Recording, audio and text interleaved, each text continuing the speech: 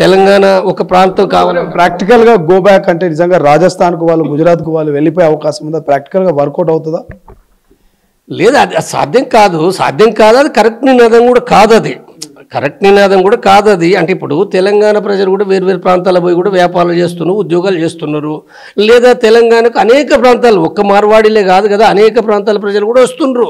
కాబట్టి దీన్ని బట్టి ఏంటంటే ఇప్పుడు ఇవాళ ఎవరు కూడా దాన్ని ఆ గోబ్యాక్ నినాదాన్ని ఎవరు సమర్థించరు. వాస్తవంగా నినాదం ఇచ్చే వాళ్ళు కూడా వాళ్ళకి తెలియదు ఆ విషయము. వాళ్ళకు కూడా తెలిసి ఇస్తుండ్రు, తెలియకుండా కూడా ఏం కాదు. వాస్తవంగా ఏంటంటే అంటే వాళ్ళ యొక్క ఒక ఆక్రోశము, వాళ్ళ యొక్క ఆందోళన, వాళ్ళ కసి అంటే ఈ రూపంలో బట్టి వాళ్ళు తెలియజెప్తుండ్రు. కానీ ఒక రకంగా ఏదైతుందో ఈ సమస్య ఇది ఎవరు పరిష్కరించాలి? వాస్తవంగా ఇది పరిష్కరించవలసింది ప్రభుత్వాలు కదా.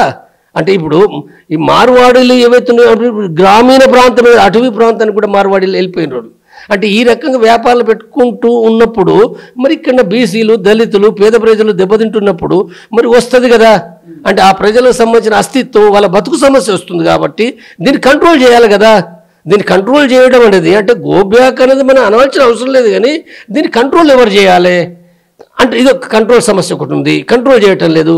రెండోది ఈ ప్రజలకు వాళ్ళ యొక్క వ్యాపారం రక్షించే విధంగా కూడా వాళ్ళకి ఆర్థిక మద్దతు కావాలి కదా. ఇప్పుడు మార్వాడీలకు మద్దతు వాళ్ళ కమ్యూనిటీ నుంచి వస్తుంది, మరి వీళ్ళకి మద్దతు ఏమున్నది?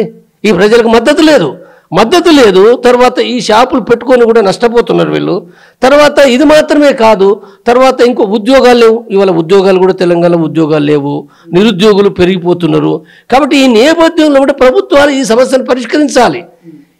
ఇది ఒక్క మార్వాడీలను కంట్రోల్ చేయడమే కాదు, వాస్తవంగా చెప్పాలంటే కార్పొరేట్ వ్యాపారాలు ఏవైతున్నాయో ఈ వ్యాపారాలు కూడా విస్తారంగా పెరుగుతున్నాయి. నగరాలకు అంటే జిల్లాలకు పోయినాయి కదా, జిల్లాలుగా తాలూకా సెంటర్లకు పోయినాయి కదా.